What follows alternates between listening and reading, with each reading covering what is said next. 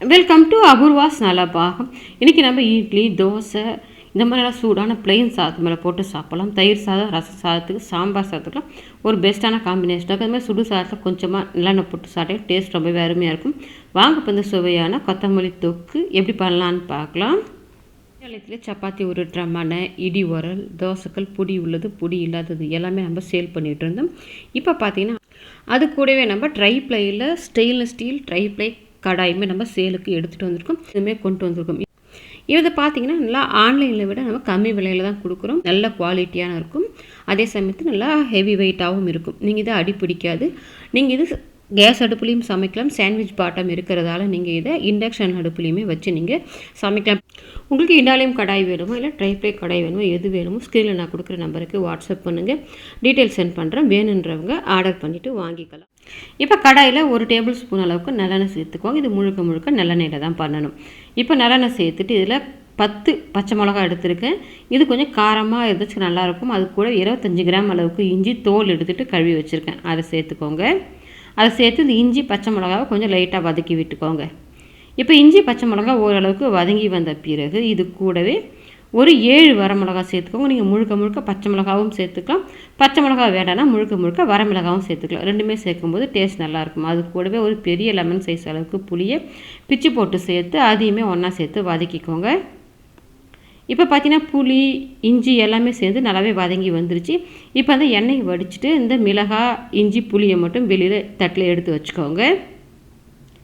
இப்போ அதே எண்ணெயிலே வேறு எண்ணெய் ஊற்றணும்னு அவசியம் இல்லை. நான் 3 கட்டு அளவுக்கு கொத்தமல்லி எடுத்து நல்லா க்ளீன் பண்ணி அந்த தண்டெல்லாம் சேர்த்துக்கோங்க. தண்டுமே சேர்த்துக்கலாம், நல்லாயிருக்கும். அது கூடவே நல்லா இறுக்கி பிடிச்சோம்னா பிடிக்கிற மாதிரி 2 கைப்பிடி அளவுக்கு கருவேப்பிலையும் சேர்த்து வதக்கி விட்டுக்கோங்க. ஒரு 3-4 நிமிஷம் வதக்கி விட்டுங்க. அப்படியே சுருங்கி நல்லா வதங்கி வந்துடும். நல்லா வதக்கி விட்டுருங்க. அடுப்பை மீடியம் ஃப்ளேமில் வச்சுட்டு இப்போ பார்த்தீங்கன்னா எல்லாமே சேர்ந்து பார்த்து சுருங்கி நல்லா வதங்கி வந்துருச்சு. இப்போ இதையுமே எடுத்து வெளியில் நம்ம ஆற வச்சிடலாம். இப்போ எல்லாமே சேர்ந்து ஒன்றா ஆறி வரட்டும். இப்போ நான் மிக்ஸி கப்பில் ஃபஸ்ட்டு இந்த பச்சை மிளகாய், இஞ்சி, புளியை மட்டும் சேர்த்துருக்கேன். அது கூடவே தேவையான அளவுக்கு உப்பு சேர்த்துட்டு கொஞ்சமாக தண்ணி சேர்த்து அரைச்சி எடுத்துக்கலாம். நம்ம எல்லாத்தையும் ஒன்றா சேர்த்தோம். இந்த இஞ்சியெல்லாம் சில சமயத்தில் மையாத போயிடும். அதனால் இதை மட்டும் ஃபஸ்ட்டு நல்லா மைய வச்சு எடுத்துக்கோங்க. இப்போ மைய வச்சு எடுத்துகிட்டு அது கூடவே நம்ம வதக்கி வச்சுருக்கிற அந்த கருவேப்பிலை, மல்லியை சேர்த்துக்கோங்க. மல்லியை சேர்த்துட்டு தண்ணி அதிகம் சேர்க்க வேண்டாம். கொஞ்சமாக தண்ணி சேர்த்து கொஞ்சம் லேசான கொரகொரப்பு இருக்கிற மாதிரி அடைச்சிக்கோங்க. தண்ணி நிறைய சேர்த்து நம்ம வதக்கும் போது ரொம்ப நேரம் வதக்கணும். அதனால் கொஞ்சமாகவே தண்ணி சேர்த்து இந்த மாதிரி நல்லா லேசாக கொரகொரப்பு இருக்கிற மாதிரி அரைச்சிருக்கேன். இந்த பதத்துக்கு அரைச்சி எடுத்துக்கோங்க, சரியாக இருக்கும். இப்போ நம்ம தொக்கு தாளிக்கிறதுக்காக அடுப்பில் கடாய் வச்சுட்டு மறுபடி 4 டேபிள் ஸ்பூன் அளவுக்கு நல்லெண்ணெய் சேர்த்துக்கோங்க. எண்ணெய் இந்த அளவுக்கு சேர்த்தோம்னா நம்ம 1 வாரம் வரைக்கும் கூட வச்சு சாப்பிட்றது கெட்டு போகாமல் இருக்கும். அதை தாளிக்கிறதுக்கு நான் பார்த்தீங்கன்னா தாளிப்பு வடகம் எடுத்துருக்கேன். உங்கள்கிட்ட தாளிப்பு வடகம் இல்லைனாக்கா 1 டீஸ்பூன் கடுகு, 1/2 டீஸ்பூன் சீரகம் சேர்த்துட்டு கூட நீங்கள் தாளிச்சு. இப்போ இந்த வடகத்தை நல்லா பொரிய விட்டுருங்க.